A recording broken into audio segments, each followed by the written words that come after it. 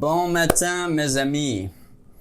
There's an idea that took me a long time to realize, which is that individuals care about intent, but the collective cares about results.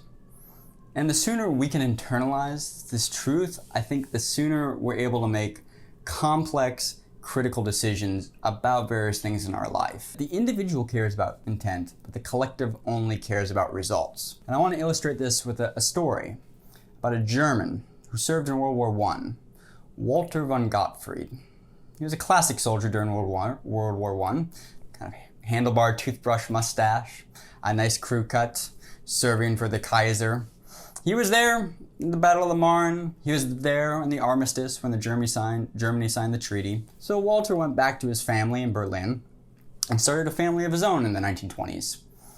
He was a socialist liberal, the kind of classical liberal that we would imagine. And he watched during the Weimar Republic something curious happen. That in politics, there was a seed of idea that started to sprout. That World War I was lost by the Germans because of the money-lending Jews. They had backstabbed the hard-working German people. They had cut off the food, the gasoline, the money. They were no longer willing to lend money or borrow banks from England or the United States. They had effectively hurt the war effort, preventing Germany from ultimately winning the war. And it's because of these Jews, they were the ones to really blame. The Jews and the immigrants that dragged down the German economy, the German war effort. Now, Walter knew this was not true. Walter was a young boy when World War I started, and he was there in 1914. He saw what really occurred. It was that the Kaiser wanted war, the British wanted war, all the aristocracies of Europe wanted war. But afterwards, there was an ex post facto reason for why Germany lost. And it was becoming this idea, this more powerful idea day by day, that the Jews were the ones that had backstabbed Germany. And then he saw Hitler, and Hitler rose to power with the Nazi Party. And at first, Hitler was just a minor character. And Walter voted against him. He played his part campaigning against the Nazi Party until the Reichstag fire happened and Adolf Hitler seized power. After that, Walter wasn't sure what to do. He saw Hitler had dictatorial tendencies and he disliked it. But he had exhausted all the democratic means that were offered in the Weimar Republic. And after all, the government has collapsed. Hitler now has basic authoritarian power over all of Germany. So Walter hatched a plan. He was going to assassinate Adolf Hitler. And at first, he needed to get close as possible to Adolf Hitler to do this. So he joined the Nazi Party. And at first, it wasn't too bad. He had to attend a couple rallies, say a couple things he didn't believe in, march around a lot. He could get by with that. He had a greater good in mind. Nobody knew his secret, but he knew he was going to get close to Hitler and he was going to assassinate him. Because this guy was a bad guy and he needed to be stopped. And then he happened to be in Poland when some gypsies were evicted from their homes. And he had to turn the other cheek.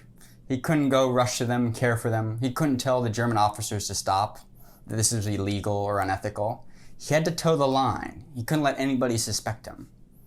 Then, a year later, he witnessed when the bricks started being thrown through the Jewish homes and the Jewish windows.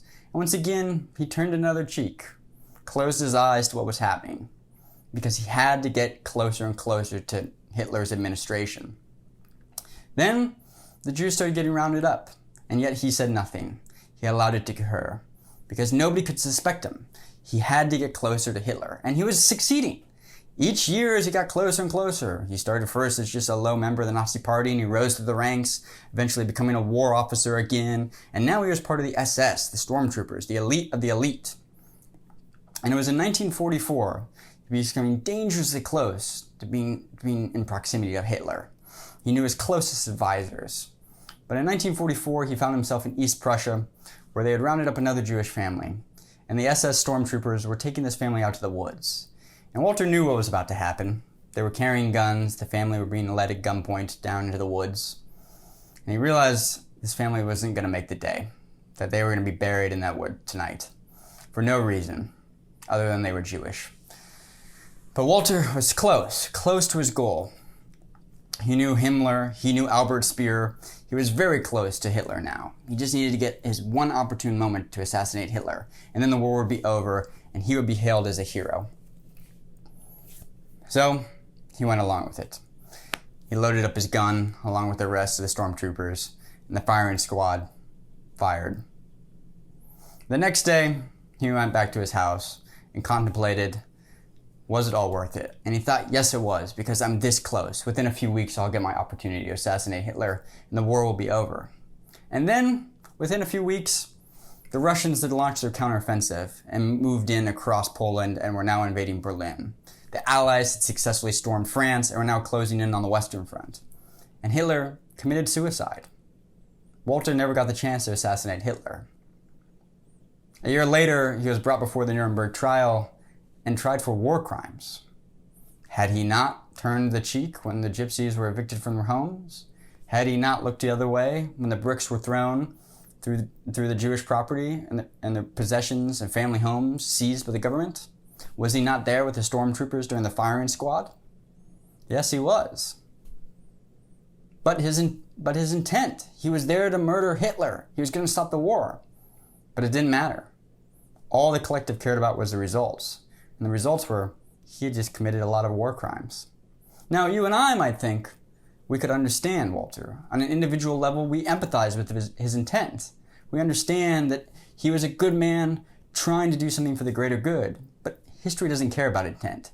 History only cares about results. And in fact, we could imagine a scenario where Walter had succeeded. He had to climb the ranks of the Nazi Party, getting closer and closer and closer to Adolf Hitler's circle of administration, until he was able to pull out a P9 Luger and pop Hitler, effectively ending the war 2 years earlier than it would have occurred in 1945. He would have been hailed as a hero. He would have been the man that assassinated Hitler and brought World War II to an abrupt end. But instead, he was found a war criminal. It's the German paradox. It's the idea that the individual cares about intent, but the collective, history, only cares about results. Something to think about. It's the German paradox. If you found this video moderately interesting or even minutely insightful, click like, subscribe. Thanks for watching. You can get more idiosyncratic journalism or philosophical videos every day. Thanks for watching, guys. See you tomorrow. Bye.